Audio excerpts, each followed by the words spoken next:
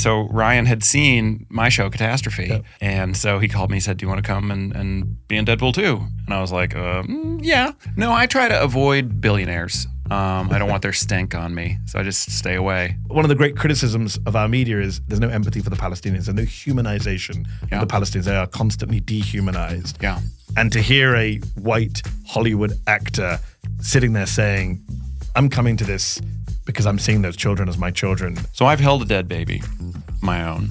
What I do not have in common with the people in Gaza in particular is once my baby died, I did not have to worry about the safety of my other children. So because I've been through that, I'm not afraid of somebody online going, Mr. Delaney, fuck off. You know what I mean? Yeah. Fuck off 6 times. I don't care. So not only do I think that he should drop out of the race, I think he should resign as president.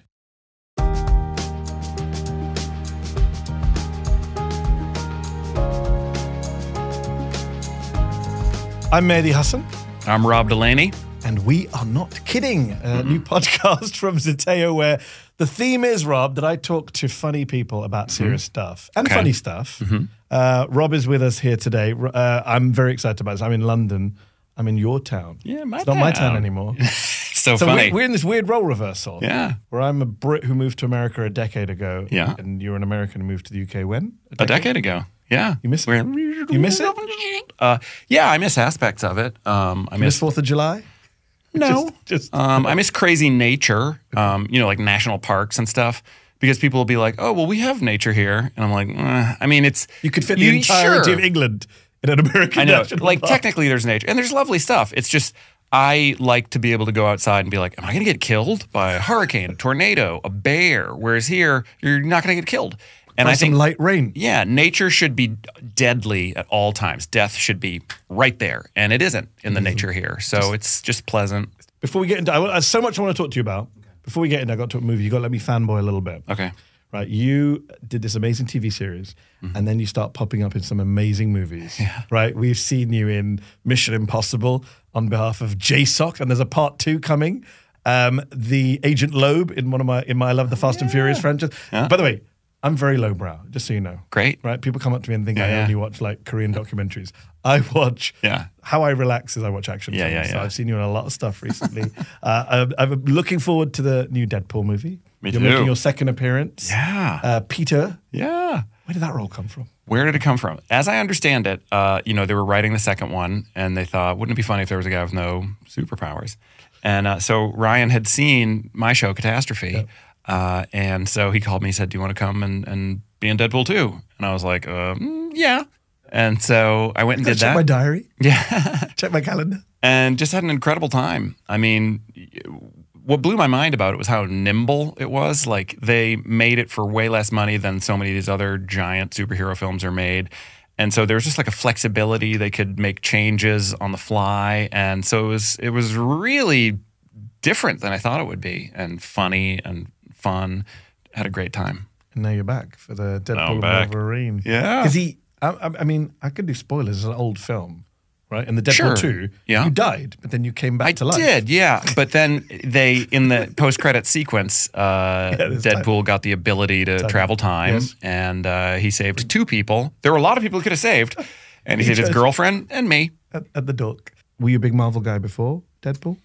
Am I allowed to say no? Yeah, I mean, I've seen half of them. And I have children, so I can't. Like, you're not like, oh, God, no. You're not like Martin Scorsese saying, these are not real films. Well, I don't think, what did he say?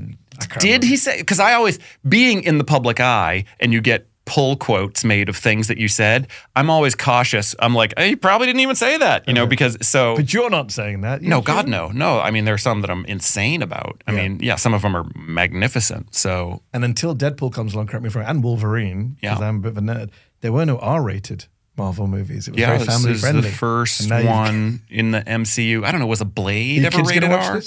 Are you My 11 and 13-year-old shouldn't, but they will.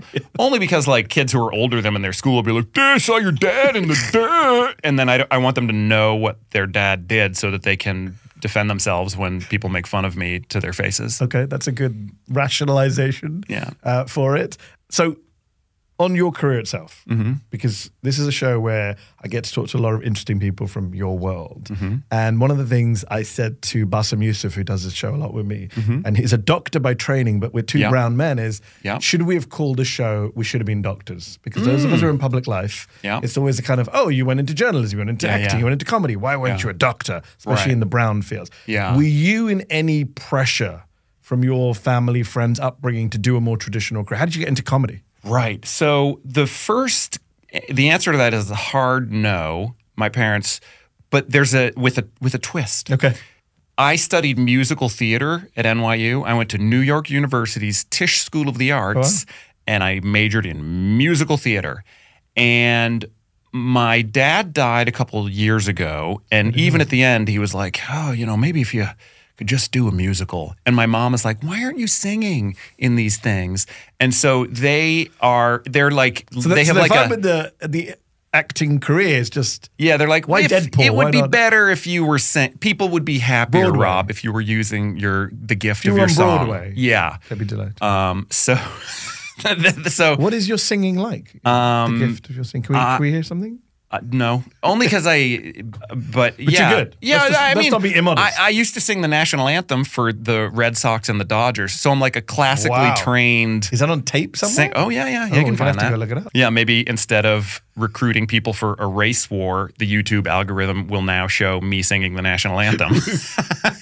I have stand-up now about how because my children are white, I have to monitor their internet use so that like the third, because they watch like World's Biggest Sandwich, and then it's like Crazy Water Park, and then the third one is like Come to Valhalla, and it's like whoa. So there was a study that was done, and I interviewed a guy from Google years ago, and I can't remember the exact numbers, but there was a study done of flat earthers, right? They literally went and got like a focus group of flat earthers, and every single one said they came across flat earthism from YouTube, and only one said it wasn't from YouTube. He got it from his son and daughter-in-law, and they got it from YouTube. Nice. So it's like entire ancient conspiracies that would die are being brought back by the YouTube algorithm. Here's a question there. So what if it is flat? I mean, I'm not saying it is, but how's it going to change the way I live? The world's flat. Okay. Well, you got to stop at some point when you're driving or flying, right? Okay. You can't go over the edge. Can do. I mean, it's not like I routinely drive 7,000 miles. The edge of the world. Once you get to Antarctica, you're like, stop the car,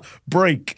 So you were very active. What I find fascinating, I was looking back into your backstory, because I came across you pre the TV show, pre the movies on Twitter. Okay. Right? A lot of people found you on Twitter. Yeah. And then I found out in 2012 you won the funniest person on Twitter award. Yes. And you were one of these people who was using Twitter quite, I don't know what the word is. I don't want to say strategically, it makes it sound like a kind of conniving. I was sort of right place, right time. But you also understood it, right? You understood the value of it. Is that fair to say? Not on purpose. Okay. I think, so I was trying to get hired as a late night joke writer. Okay. So I'm writing. Testing material out there. Yeah, I'm writing packets of jokes and submitting them to all the late night hosts and getting nowhere.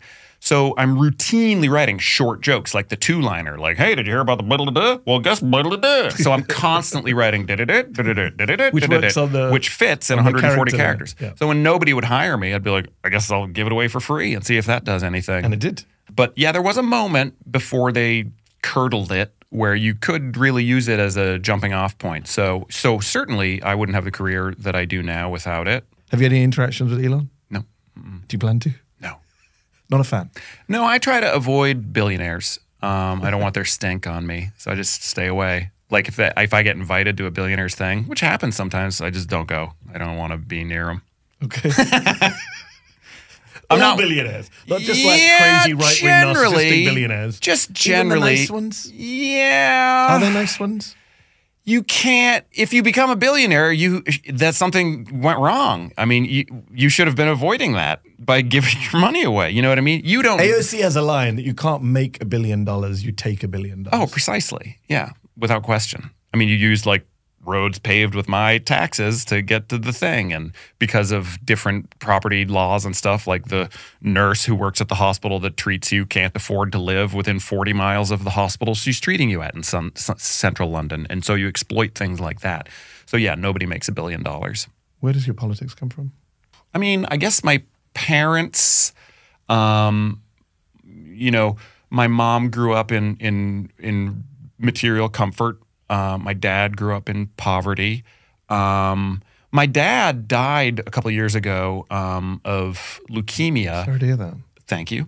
So my dad, at age 19, because he was poor, which meant he couldn't afford to go to university, college for the Americans, in the daytime, he went at night. He was like scooping ice cream in the daytime to pay for college to go at night. And that didn't count in the eyes of the government. So if you went to night school, you got sent to Vietnam. So he went there at age 19 after having grown up in orphanages and foster homes, and goes to Vietnam for 365 days. Didn't have to shoot anybody, didn't get shot, but he did inhale a lot of burning Agent Orange. Our own chemical weapons. So he and a lot of the guys, and I have another uncle who has Parkinson's from Agent Orange in Vietnam. And I mean, let's pause for a moment and say, like, that's a molecule compared to the gigantic pulsating horror that happened to Vietnamese people there. Yes. Okay, so you know that's what happens when you do these wars of empire, and so anyway, so my dad, died, and he wasn't like, I think you gave me this. Like, he went in and they were like, yeah, we gave you that. They gave him a check for $60,000. They were like, sorry. And the government was like, I think the quote, they were like, it's more likely than not that we gave you this cancer with the rainbow defoliant known as Agent Orange. And so, like, you know, my dad would talk about Vietnam and how weird that was and how scary it was. And so his sort of journey through kind of what empire, for lack of a better word, like did to one guy informed me. And then, you know, my mom is just a kind soul who loves people and takes care of them, and, you know, would do stuff in her little community to help people, you know, victims of the Iraqi war or Afghanistan war. So I guess my parents did a great job and were kind and loving. And so I'd say that'd be a part of it. It's interesting. It's a good segue here because we talk about politics. Mm-hmm. You talk about being a parent. You have, and we talked about Twitter, and you've used Twitter as a place not just for two-liner jokes, but you take a lot of strong political positions on there. And we've recently been talking about Biden, and we'll come to Biden in a moment. But something you've also taken a stand on, which a lot of other actors, comedians, celebrities have shied away from, I think it's fair to say, is Gaza, where you haven't been afraid to speak your mind. Not just on Twitter. You wrote a Guardian op-ed 10 days after October the 7th, after the horrors of October 7th. You wrote a piece, and the headline was, if someone killed my child, I'd want bloody revenge, but I'd be wrong, as is the Israeli government. So my question is, why does Rob Delaney 10 days after October 7th say, I'm going to go out and write this piece that's going to get, it's going to make people happy, it's going to piss a lot of people off? I mean, as you can see, I'm getting emotional already thinking about this. You know, you are probably aware that I have a son who died a few years ago of a brain cancer. So I've held my child's corpse in a state of rigor mortis. I watched him starve before they figured out what was wrong with him. If you or I had a tumor, we would say something's wrong here in my head, and we would be able to talk about it. My son couldn't speak yet. Symptoms started to appear days before he turned 1. Okay, so he didn't have the power of speech. So he would throw up a lot because the tumor in his head was pressing on the emetic center in his brain. It's like a button that makes you vomit. So I'm watching a baby who should be getting fat and chunky get smaller. Okay, I'm watching his skin get loose on his body and his eyes become hollow. So I've seen a baby that I love get smaller rather than larger, which is, I don't know how to express to you how terrifying that is. Then about a year and a half later, I held his dead body. So that's one little thing. Little. What I mean by that is that's one thing I have in common with some people in Gaza and also in the West Bank and also just over the border in Israel, because there were babies that were killed by Hamas rockets or bullets. So I've held a dead baby, my own. What I do not have in common with the people in Gaza in particular is once my baby died, I did not have to worry about the safety of my other children or of my wife or of myself. They were all going to be okay, barring a meteor coincidentally hitting the Earth. So that's something that's very different between me and people in Gaza. So I can't know their horror. I know the tip of the iceberg, which is more than a lot of people in the global north know. So if I have the opportunity to exert even the tiniest infinitesimal pressure on my own government, I pay taxes to two governments that are funding what's happening in Gaza, that at 8:30 in the morning, whatever, the prime minister and the president sign off again each day saying, that's fine. So I'm going to speak out. Another reason I do that is because I've, again, holding my dead son who died. You know, you don't want to bury a child when they're 40 and you're 65, you know, but you sure as hell you definitely don't want to bury a 2-year-old. So because I've been through that, I'm not afraid of somebody online going, Mr. Delaney, fuck off. You know what I mean? Yeah. Fuck off 6 times. I don't care. What are you going to do to me? Kill me? I'll go be with my son. I don't care. So I'm not afraid of any of those fucking clowns. I will do the right thing. I will do the right thing for those children in Gaza. And if you like anything I've ever done, then you can thank my beautiful, kind, humane Jewish friends and teachers who raised me. I went to a Jewish nursery school, went to a Jewish summer camp. 50% at least of my friends throughout my life have been Jewish. I surround myself with Jewish people by choice, you know. I grew up, you know, on the North Shore of Boston in a town that had 4 synagogues, a town of 20,000 with 4 synagogues. I'm also fueled and have been informed and educated by so many countless wonderful Jewish people throughout my life from birth until right now. Well, I'm going to say 2 things in response to that. One is, obviously, I was going to bring up your son later, Henry. I'm a father. I have no words for what you went through. You wrote an entire book about the grief you and your wife and family went through. Can I interrupt you quickly and just say, I had thought that that was the worst thing that could ever happen. Now I know it's not. I mean, I talk about my other kids. I know where they are right now because I brought them to school, because I made them breakfast. But you're seeing Gaza and seeing people who multiple children, and you're reliving that. And they're doing that with my tax dollars? Yeah. I don't know what to do. I mean, and also I would say, and you know this because you're, I mean, may I call you a historian? You know, you're not, but you're a student of history. Yes. It's very important to look at history and know that what's happening right now in Gaza, not only did it not begin, you know, 9 months ago or whatever, but it's also not the only nightmarish thing happening in the world. And I think it's really important to remember for people to contextualize it and say, these things have been happening throughout history. This is an inflection point because now, you know, you mentioned Twitter, you know, social media has been useful in showing us things that Joe Biden wishes we did not see, you know, that Rishi Sunak and Keir Starmer wishes we did not see. Wish? I didn't conjugate that properly. But so now we friggin' see it. And so it's interesting you can't hide from it. It's interesting how you mentioned your tax dollars, the prime minister signing off, yeah, why you had to speak out, because I do a lot of these debates. I was debating Israel recently in Canada. A lot of the defense, as you know, is a lot of whataboutism. But what about Sudan? Why doesn't Rob Delaney write about Sudan? Why doesn't Mehdi Hasan talk about whatever it is, multiple other conflicts? First of all, some of us do talk about more than one thing.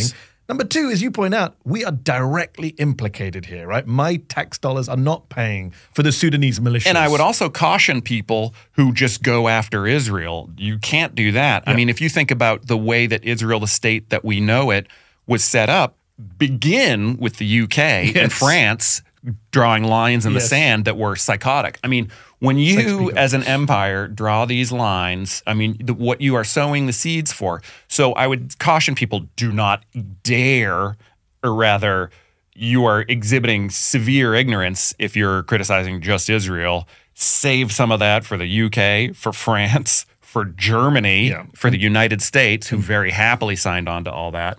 So yes, that's another thing you can say when people are like, why are you just focusing on Israel? Be like, don't worry. Yes, some of us cover a lot of things. Actually, the people who tend to protest also go to protest for other things and other conflicts. Yeah. I've spoken to a lot of celebrities and people in public life and actors who have taken stances on Gaza that are controversial. Hollywood is not a very welcoming place for people who want to call out Israel. There's people like agents like Mehdi have been punished from day one for liking posts on Instagram that were about genocide. And just two things on that with you. One is I've not heard someone talk about it, obviously, in such a personal way. And thank God that other people don't have the experience that you have. But it is just remarkable to hear you speak, because one of the great criticisms of our media is there's no empathy for the Palestinians. There's no humanization of the Palestinians. They are constantly dehumanized. And to hear a white Hollywood actor sitting there saying, I'm coming to this because I'm seeing those children as my children, I think I wish more people would do that. Obviously, we all both wish no one goes through what you went through.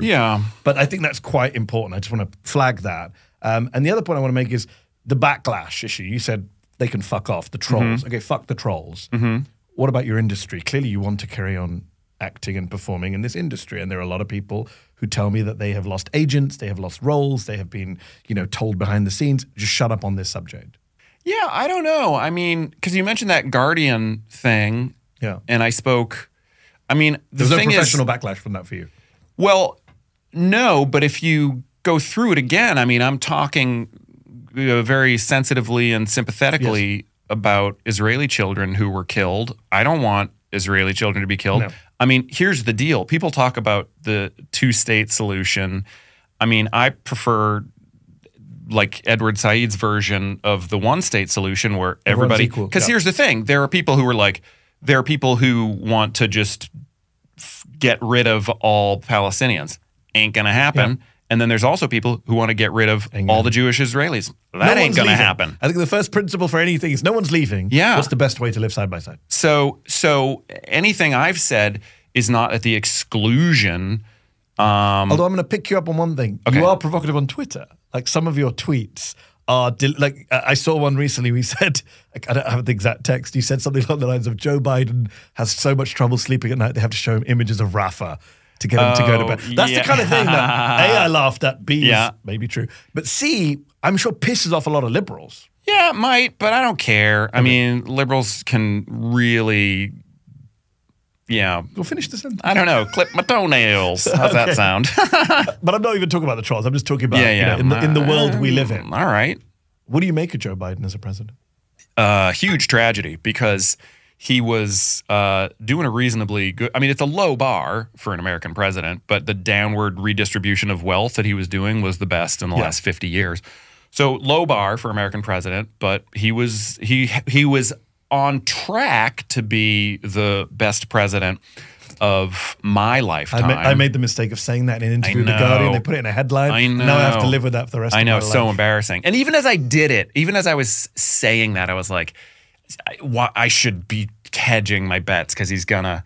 So yeah, shades of, he's like an anemic or a lesser LBJ. Some good domestic policies. Horrible war. Not because he was like, I wish to do this, but just like listened to coalitions.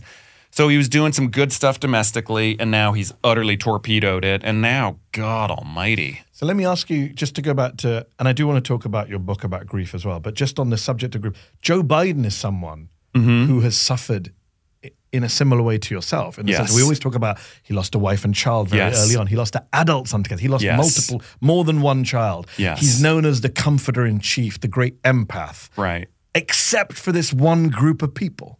He doesn't seem to have, forget the policy. We can argue all day he's sending weapons, he's pro-Israel, blah, blah, blah. Just as a human being over the last 9 months, I've not seen him emote for Palestinians. Yeah. Why do we think that is? Here's an answer to that, and a further shame on me for cheerleading Biden earlier. What state was he a senator from? Delaware. Delaware. What's Delaware? Delaware's It's got such a tiny population, and it's where all the credit card companies are. I mean, I don't think you could be a senator from I don't think you could represent Delaware's interests and not have something really fundamentally wrong with you, or have it be poisoned just by all the credit card companies. That's a fair point. And he was famously known as the senator for MBNA.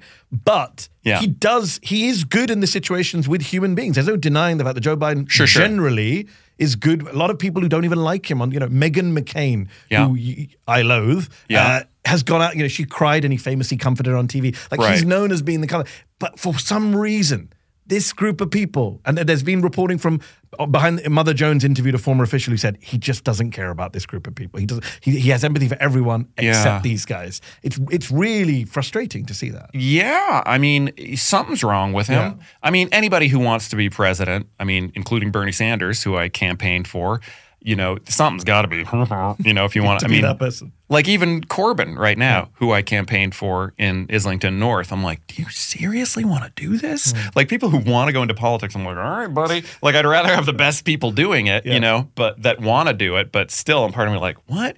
You want to run for office? It's interesting because that segues into this idea of what we're talking about right now in the news in the US. The only story in that Gaza's been pushed off the news by, is Joe Biden too old to be president? Yeah. Why won't Jill let him step aside? Why doesn't he want to stand down? He does an interview with Stephanopoulos and says, only I can be this guy. Yeah. He did a kind of only I can fix it Trump vibe. He had a kind of only I can fix NATO. Yeah. And, the God Almighty is the only person who can get me out of this race. A, do you think he should stand down and stand aside for who? Is it Kamala Harris? And B, again, come back to why doesn't he just want to go eat ice cream and chill out on the beach in Delaware? Why go through the brickbats? So in answer, do I think that Biden should step down? Yes, I do. I heard somebody say something online that really stuck with me, which is that if he drops out and it's Harris, then the election will be a referendum on Dobbs and his felony convictions, Trump's felony convictions, not mine. And if he stays in, then the election is going to be a referendum on his age. Yeah. And I was like, that felt like one of those things where you hear a bell ring and you're like, that's true. So so not only do I think that he should drop out of the race, I think he should resign as president. Interesting. Yeah. And I agree with that in theory. Yeah.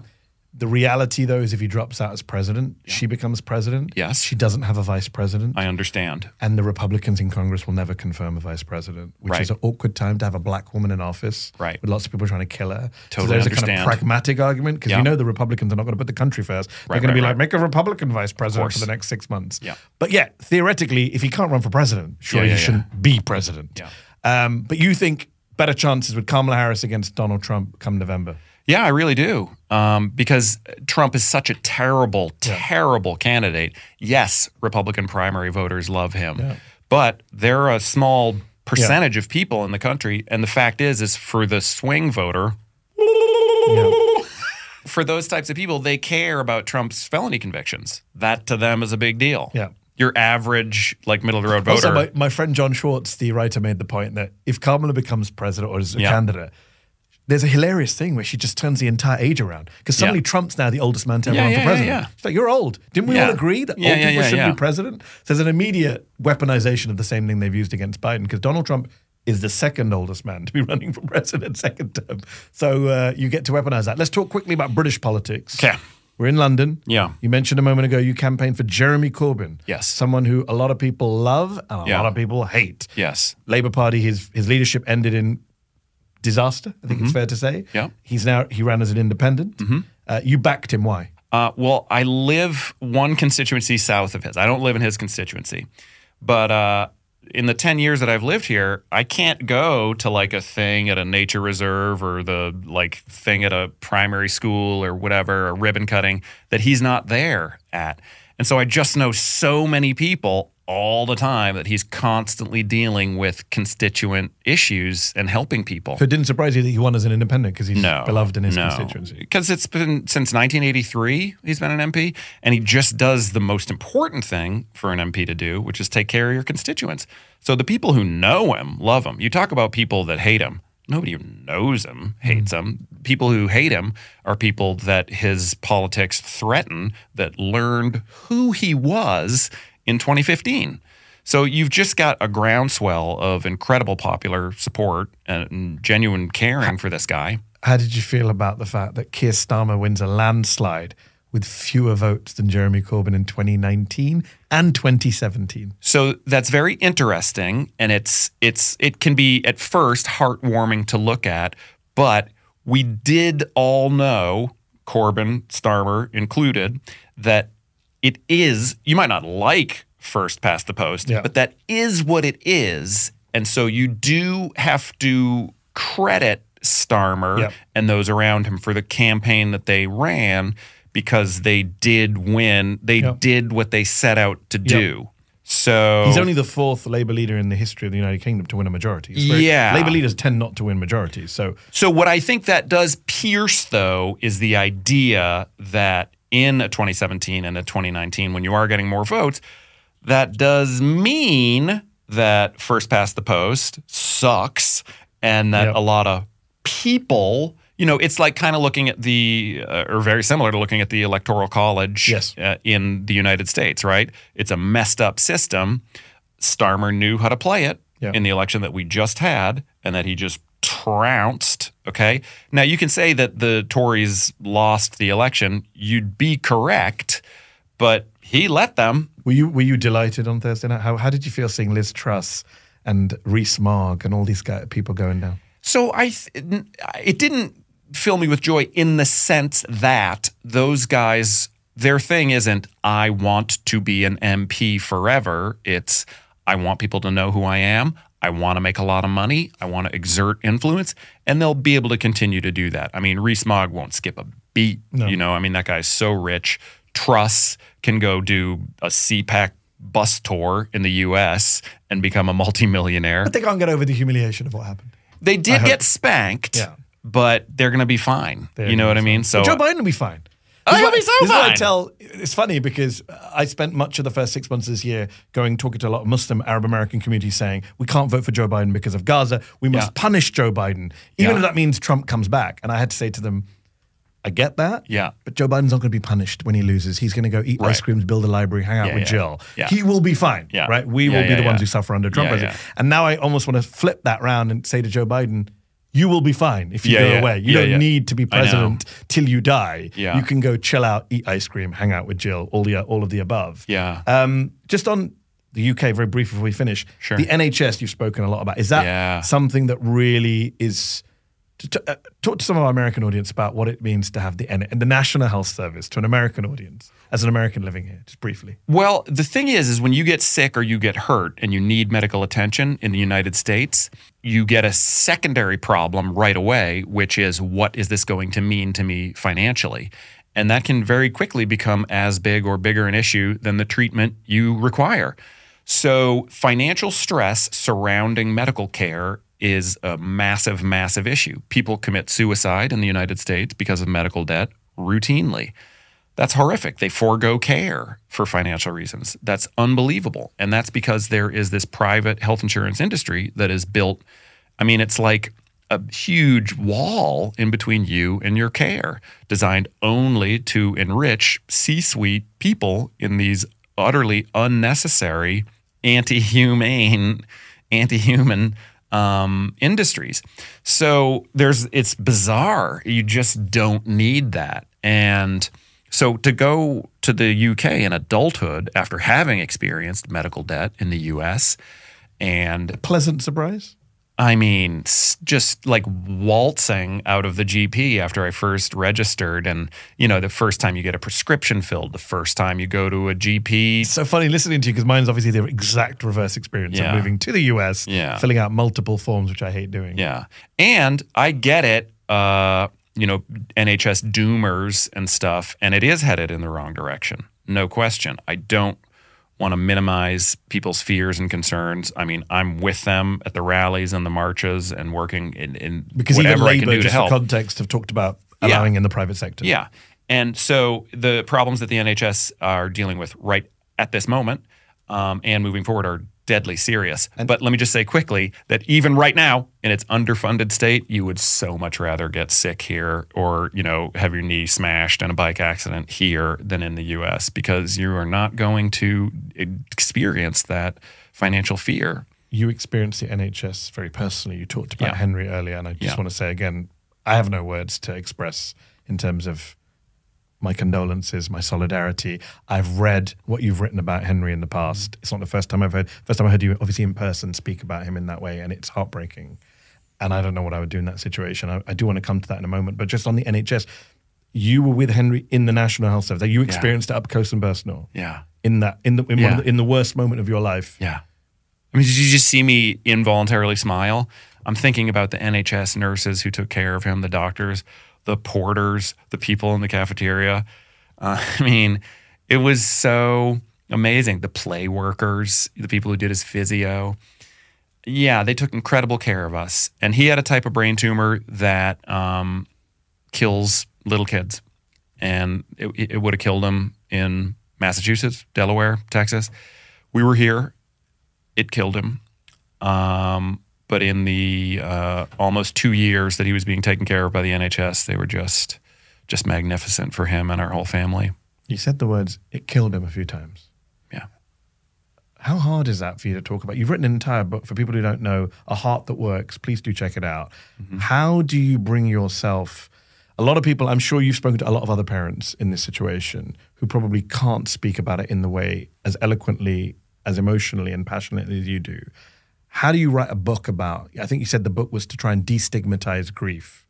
How do you do that? And you're somebody who's a comedian. You're known for being the funny guy, smiling, laughter, Peter from Deadpool. And yet you're talking and writing about probably the saddest thing that can happen to a human being.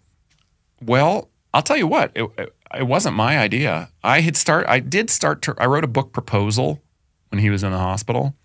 But then when his tumor came back and we learned he was going to die, I just stopped writing. Of course. Because I just wanted to be with him. And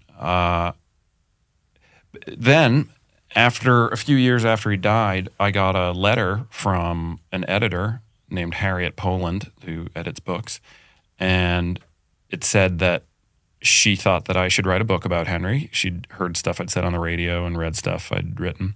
And she also told me that her dad, Simon, had died of a brain tumor when she was 13. And she and her siblings and her mom nursed her dad through that process. So she said she thought that she might be able to edit it in a way that other editors might not. And so I started right away before I wrote her back, I started writing some very angry stuff because I had a lot of anger, still do, surrounding Henry's death. And so I sent that to her.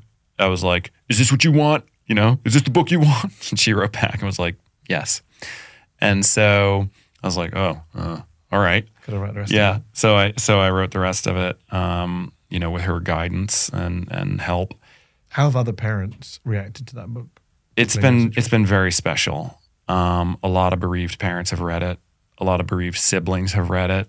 I like to sort of foreground siblings because parents get all the attention, but you know, I watched a 4 and a 6-year-old hold their brother's dead body and sort of see the grief work through them.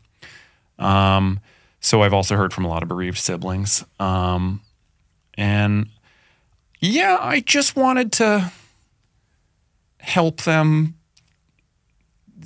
see themselves in something, you know. I knew my story was not worth any more, but not any less than any other bereaved parent. So I said, if I can write this and it can bring comfort to those who've lost a kid or a sibling and can bring fear and terror to people who haven't, then I'll be happy.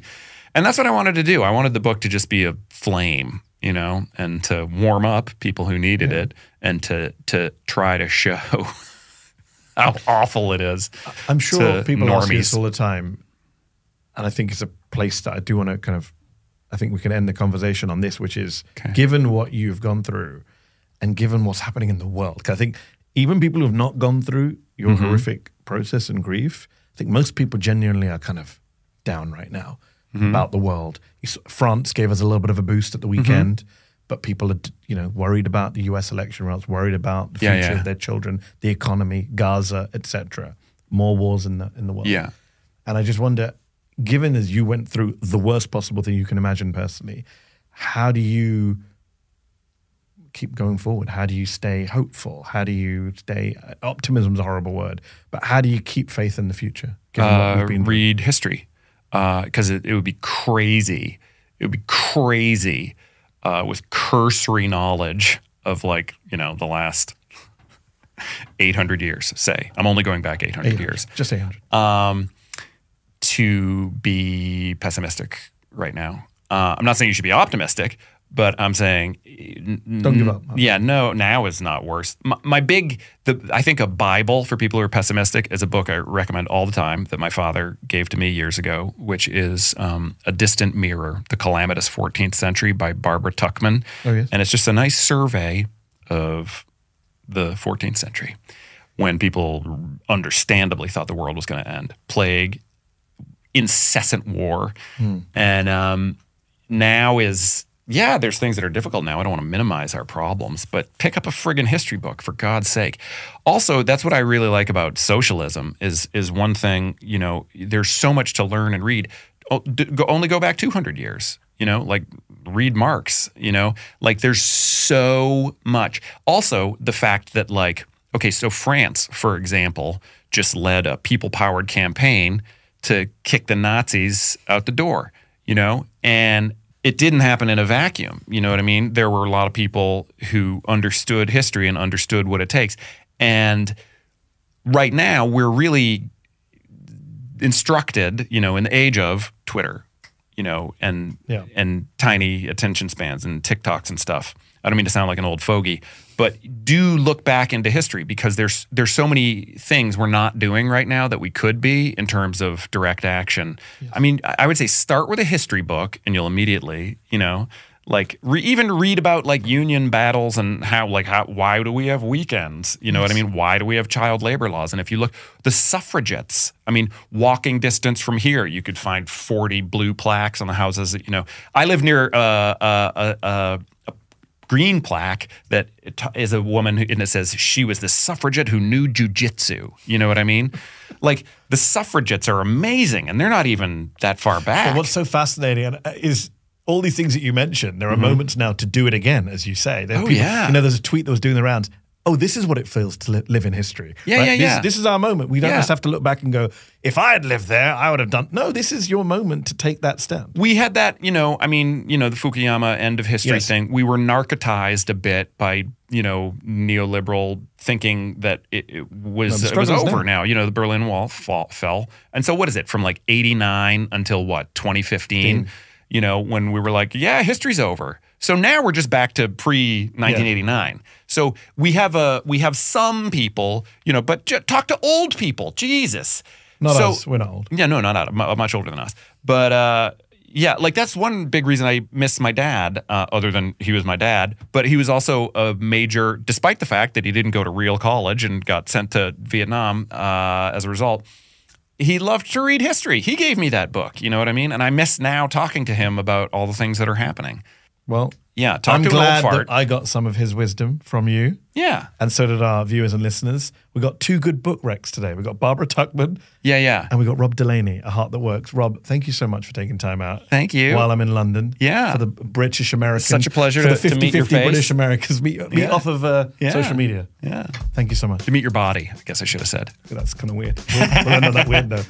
I'm Mehdi Hasan. I'm Rob Delaney. And we're not kidding. No. Thank you so much.